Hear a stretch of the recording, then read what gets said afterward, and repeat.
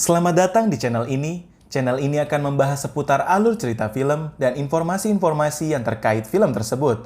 So, stay tuned and enjoy the show.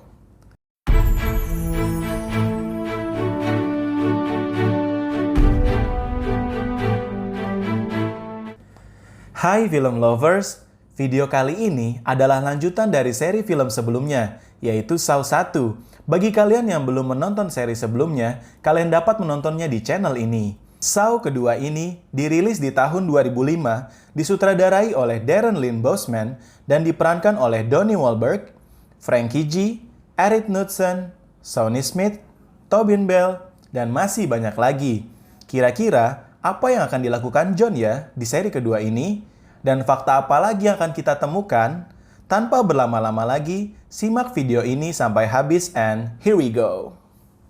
Cerita dibuka dengan seorang pria di sebuah ruangan kosong yang baru saja tersadar. Pria itu bernama Michael. Dia sedang terjebak dengan salah satu alat jigsaw lainnya yang bernama Death Mask atau topeng kematian. Alat ini diletakkan di daerah leher korban. Terdapat semacam dua bagian topeng yang berada di depan dan di belakang kepala. Masing-masing bagian itu berisi duri-duri tajam yang dibuat dari semacam paku. Korban diberi waktu 60 detik untuk membuka alat ini dengan kunci. Jika tidak, maka topeng ini akan menutup secara otomatis layaknya tanaman Venus flytrap yang sedang memakan serangga. Michael adalah seorang informan, mata-mata atau bisa dibilang penguntit. Dia menyalahgunakan tubuhnya sendiri untuk melakukan hal yang kotor tersebut. Oleh sebab itu, Jigsaw menaruh kuncinya di balik mata kanannya. Dia harus mengambil kunci itu dengan sebuah pisau bedah yang tersedia. Namun sayangnya, 60 detik telah dia sia-siakan. Dia pun mati tertusuk duri-duri tajam topeng itu. Dan cerita pun dimulai. Di awal scene, kita melihat seorang detektif yang bernama Eric Matthews sedang membebaskan anaknya yang bernama Daniel Matthews. Dia sedang ditahan oleh Satpam setempat karena mencuri. FYI, keluarga mereka memang tidaklah harmonis. Eric telah lama bercerai dengan istrinya. Setelah mereka hendak pulang, mereka berdua malah berdebat dan mengakibatkan pertengkaran. Daniel yang ingin kembali pada ibunya dan Eric pun menyetujuinya sembari berteriak. Keesokan harinya, Eric menelpon Daniel untuk meminta maaf. Namun, dia malah dapat panggilan untuk bertugas dengan detektif Carey di TKP Michael tewas. Ternyata, Michael adalah informannya Eric. Terdapat juga tanda jigsaw di sini. Kemudian, Carey memberitahu tulisan di langit tembok yang bertuliskan, "Lihatlah lebih dekat, Detektif Matthews." Scene pun berpindah ke kantor polisi. Eric yang semakin kesal karena Carey selalu mengupas kasus jigsaw di hadapannya. Eric yang pusing karena perceraian dengan istrinya, anaknya yang terlibat kasus kriminal dan sedang kesal dengannya, ditambah dia sedang diincar oleh jigsaw. Eric yang pikirannya semakin dihantui jigsaw, dia ingat akan tulisan yang berada pada alat Death Mask, yaitu Wilson Steel. Wilson Steel adalah sebuah pabrik alat mesin yang sudah lama ditinggalkan. Eric bersama Carey, Sersan Daniel Rick, dan tim SWAT lainnya berniat untuk mengepung tempat itu. Selagi mereka masuk ke dalam, Jigsaw alias John Kramer sedang santai-santai aja, seperti sudah ada yang direncanakannya. Namun, mereka tidak tahu bahwa masuk ke sarang Jigsaw tidaklah mudah seperti membalikan telapak tangan. 3 petugas SWAT mereka tumbang akibat terkena jebakan dan setruman listrik. Billy pun tertawa. Kemudian, mereka melihat John yang dalam keadaan lemah akibat penyakit kanker otak yang dideritanya. Setelah digeledah dan aman, Eric mengatakan kepada John, "Apakah sudah terlalu dekat sekarang?" John pun memberitahu Eric untuk melihat ruangan yang berada di hadapannya. Ruangan itu berisi beberapa monitor yang sedang menayangkan permainan John. Ternyata, Daniel juga terlibat permainan itu. Eric yang kesal, dia langsung bertanya ke John. John pun mengetahui anaknya yang sedang meringkuk di pojokan tembok. Daniel memiliki waktu 2 jam sebelum gas beracun merusak sarafnya. Eric yang terus bertanya di mana Daniel, John pun menjawabnya. Daniel berada di tempat yang aman. Eric yang mencoba menelpon Daniel malah mendengar suara John yang mengatakan Daniel sudah tidak ada. Scene berpindah ke tempat Daniel dan 7 orang lainnya yang sedang diuji oleh John. Mereka adalah Xavier, Jonas, Gus, Laura, Edison, Obi, dan Amanda. Kalian masih ingat Amanda kan di seri sebelumnya? Ya, ternyata Amanda kembali mengikuti permainan John. Amanda yang terbangun kesal, dia langsung mencari petunjuk selanjutnya. Dia menemukan rekaman suara Jigsaw. Dia bilang kalau mereka semua dapat lolos dari rumah ini. Karena dalam 3 jam ke depan, pintu utama rumah ini akan terbuka secara otomatis. Namun sayangnya, mereka hanya bisa bertahan 2 jam, karena mereka sedang menghirup gas beracun yang dapat merusak sarafnya. Jika ingin selamat, mereka harus mencari penawar gas beracun itu di setiap ruangan. Salah satunya terdapat di dalam brankas besar itu. Kombinasi angkanya terdapat di belakang pikiran kalian. Dia juga bilang kalau terdapat kesamaan antara mereka semua. X menandakan petunjuk, suara rekaman pun berakhir dengan ucapan, "Mari kita mulai permainannya." Kemudian, Xavier menemukan sebuah kunci dengan catatan, "Jangan gunakan kunci ini untuk membuka pintu." Namun, Xavier adalah orang yang sangat keras kepala dan egois. Dia sama sekali tidak memperdulikan catatan itu. Gus pun menyetujui idenya tersebut. Gus mengintip ke lubang pintu sementara Xavier memutar kunci pintu tersebut.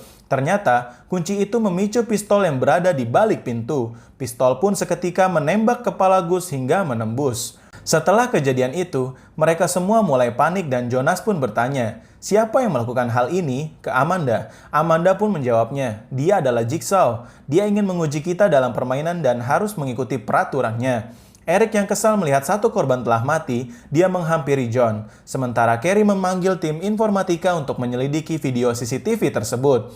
John menginginkan bicara empat mata dengan Eric tanpa ada yang mendengarnya. Tapi, Eric menolaknya. Carrie memujuk Eric untuk mengikuti aturan John, karena dia harus mengulur waktu agar tim informatika bisa datang tepat waktu. Eric pun menyetujuinya. Cerita kembali ke Daniel dan yang lainnya. Pintu di hadapan mereka otomatis terbuka. Xavier membuka dengan hati-hati dan mengambil kunci tersebut. Dia menemukan pukulan kasti yang ujungnya berpaku. Edison menemukan sebuah senter dan sepertinya efek gas beracun itu sudah mulai merusak sarafnya secara perlahan. Kemudian, mereka menemukan pintu yang bertuliskan exit. Xavier mencoba membuka pintu itu dengan kunci sebelumnya, namun kunci itu tidak bekerja. Dia melemparkan kunci itu dan Jonas mengambilnya. Scene beralih ke Eric. Dia diam-diam menaruh handy talkie-nya atau HT di lantai agar Carrie dan yang lainnya dapat mendengar percakapan mereka. John pun memulai permainannya.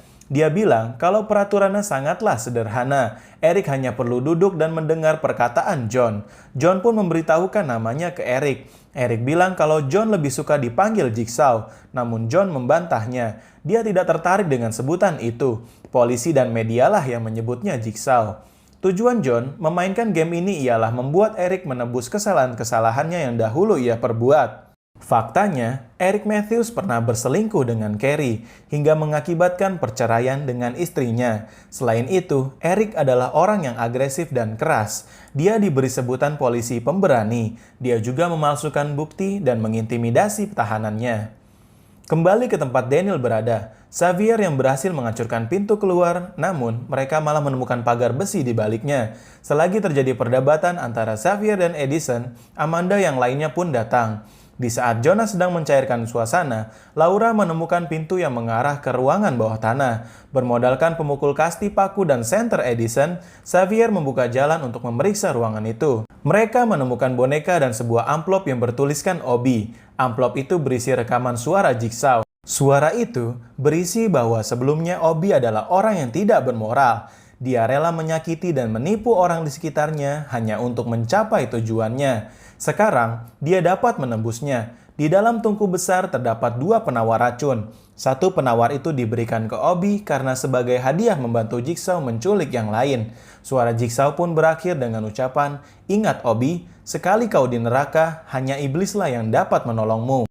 Kemudian, Laura mengingat kejadian sebelumnya. Dia sedang diculik oleh Obi di dalam mobilnya. Sebab pernyataan Laura, terjadi perdebatan antara mereka. Namun, Edison dan Jonas menengahkan mereka. Xavier pun mencoba mengancam Obi untuk masuk ke tungku itu. Obi yang tidak takut akan ancaman itu, dia pun setuju untuk mengambil penawar itu asalkan dia dapat satu. Saat Obi ingin mengambil penawar yang satunya, penawar itu memicu tertutupnya pintu dan tungku pun menyala. Semua orang mulai panik, termasuk saya juga. Obi melihat tuas yang bergambarkan iblis sesuai dengan ucapan Jigsaw. Namun, dia lebih memilih untuk berdiam di pojokan mengharapkan ditolong yang lainnya. Obi pun tetap mati terbakar, meski yang lainnya sudah membantunya. Hal yang menyedihkan lagi ialah kedua penawar racun itu ikut terbakar bersamanya. Melihat satu korban lagi yang mati, Sersan Rick semakin emosi. Obrolan Eric dan John pun masih berlangsung. John membahas pengetahuan akan kematian yang mana dapat merubah Eric menjadi lebih sayang kepada anaknya. John juga bercerita tentang pengetahuan akan kematiannya dahulu. Ternyata dia pernah konsul ke Dr. Gordon. Masih ingat kan?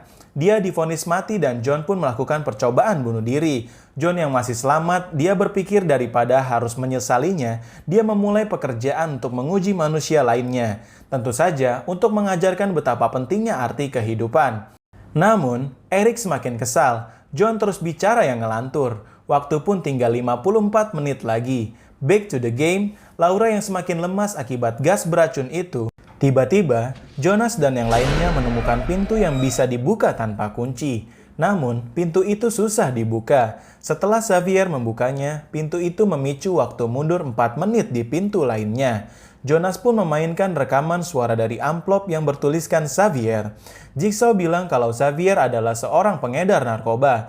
Dia harus merangkak di lubang yang penuh dengan ratusan suntikan kotor untuk mencari satu suntikan yang terdapat kunci pintu. Pintu besi itu adalah jalan keluar mereka dan terdapat satu penawar racun. Namun, Xavier malah memaksa Amanda untuk mencari kunci itu dengan melemparnya. Kacau. Singkat cerita, Amanda berhasil menemukan kunci itu. Waktu tersisa 10 detik lagi, Xavier malah menjatuhkan kunci itu dan waktu pun habis. Pintu pun terkunci. Sedih. Herannya, Xavier malah marah karena Amanda terlalu lama mencarinya. Jonas dan yang lainnya pun menghentikannya. Xavier pun meninggalkan tempat itu dengan putus asa. Kembali ke Eric dan Rick yang mulai kesal karena tim informatika belum datang juga. Sementara waktu mereka tinggal 30 menit lagi. Carrie menyarankan Eric untuk menghancurkan berkas-berkas karya John. Eric pun mulai menghancurkannya, namun John tidak memperdulikan itu. Tidak lama kemudian, tim informatika pun datang. John juga memberitahu petunjuk selanjutnya dengan menyuruh Carrie melalui HT Eric. Eric dan yang lainnya pun heran. Petunjuk itu adalah berkas-berkas nama tahanan yang pernah Eric tangkap dan palsukan buktinya. Eric pun semakin putus asa di saat mengetahui Daniel bersama dengan orang-orang yang membencinya. Kemudian, Xavier yang sedang putus asa, dia berniat untuk membuka brankas kembali. Pukulan kasti pakunya tidak sengaja menarik kemeja penutup kepala Gus. Di saat Xavier berniat untuk menutup kembali, dia malah melihat angka 2 di leher Gus dan dia teringat rekaman suara Jigsaw di awal permainan. Jonas yang semakin lemah, dia mengikuti Xavier. Dia bernegosiasi dengan Xavier untuk bekerja sama, karena Jonas sedang dicari oleh musuhnya di luar sana. Jika dia tidak ada, maka keluarganya dalam bahaya. Sayangnya, Xavier berniat menyelesaikan game ini sendirian. Dia memaksa Jonas untuk berbalik dengan pisaunya, perkelahian pun tidak dapat dihindari. Seandainya saja Xavier memintanya dengan tenang, maka Jonas tidak perlu mati sia-sia. Jonas memiliki angka 16 di lehernya. Keadaan pun semakin buruk, karena 2 jam telah berlalu. Hanya perlu 1 jam lagi agar pintu utama terbuka. Namun itu adalah hal yang tidak mungkin. Laura yang semakin melemah, dia melihat tanda X di sebuah frame foto. Edison melihat foto Daniel bersama Eric yang bertuliskan ayah dan anak. Laura pun mengalami kejang-kejang dan mati di pangkuan Amanda. Edison juga memutuskan untuk berpisah karena sudah tidak percaya lagi dengan mereka. Amanda yang berniat meninggalkan Daniel juga untuk mencari Xavier, malah melihat mayat Jonas. Sontak, Amanda menarik Daniel untuk melarikan diri dari Xavier. Xavier melihat kode angka Obi yang bertuliskan 11, selain itu kode angka Laura adalah 8, kemudian dia melihat foto Daniel dan Eric yang semakin membuatnya mencari Daniel dan Amanda. Di satu sisi, Eric semakin hilang kendali akan dirinya. Eric berniat menggunakan cara lamanya dalam menginterogasikan tahanannya. Carrie pun tidak dapat menghentikan itu. John pun habis babak belur dipukuli Eric. Di dalam game, Edison menemukan ruangan yang berisikan penawar racun dalam sebuah kotak kaca. Tanpa memperdulikan amplop petunjuk, dia langsung memasukkan kedua tangannya ke dalam kotak itu. Bukan penawar yang ia dapatkan, melainkan kedua tangannya harus tersangkut oleh pisau-pisau tajam. Mendengar suara teriakan Edison, Xavier pun datang hanya untuk melihat kode angkanya, yaitu 9. Edison pun ditinggalkan begitu saja, menyedihkan sekali. Scene kembali ke Eric yang sedang memaksa John. Permainan pun selesai. Game over. John mengantar Eric ke tempat Daniel berada, tetapi hanya berdua saja. Mereka pun melarikan diri. Sersan Rick dan yang lainnya mengikuti Eric bermodalkan lokasi yang sudah ditemukan oleh tim informatika. Sementara itu, Daniel dan Amanda semakin terpojok oleh Xavier. Amanda melihat darah Jonas yang tidak menyebar. Hal itu menandakan adanya ruangan bawah tanah. Pintu itu terkunci. Terakhir, Jonas mengambil kunci itu dan Daniel mengingatnya. Mereka pun masuk. Eric juga sudah tiba di lokasi permainan. Xavier juga masih mengejar Daniel dan Amanda. Eric melihat mayat Laura. Di sisi lain, Sersan Rick berhasil masuk ke lokasi yang dimaksud Carrie. Namun, Carrie tidak melihat keberadaan Eric maupun Rick. Ketegangan semakin meningkat. Ternyata, Daniel dan Amanda berhasil masuk ke ruangan permainan Adam dan Gordon di seri Saw sebelumnya. Eric melihat mayat Jonas dan masuk ke pintu bawah tanah. Xavier juga berhasil masuk dan bertemu Daniel dan Amanda. Namun, Amanda bilang kalau Daniel telah mati. Xavier bilang kalau dia hanya ingin melihat angka di leher mereka. Sayangnya, Amanda tidak ingin memberitahu angka Xavier. Xavier yang menggila, dia memotong kulit lehernya sendiri untuk melihat angkanya. Di saat Xavier ingin menyerang, tiba-tiba Daniel bangun dan menggorok leher Xavier dengan gergaji bekas Gordon. Daniel hanyalah berpura-pura mati.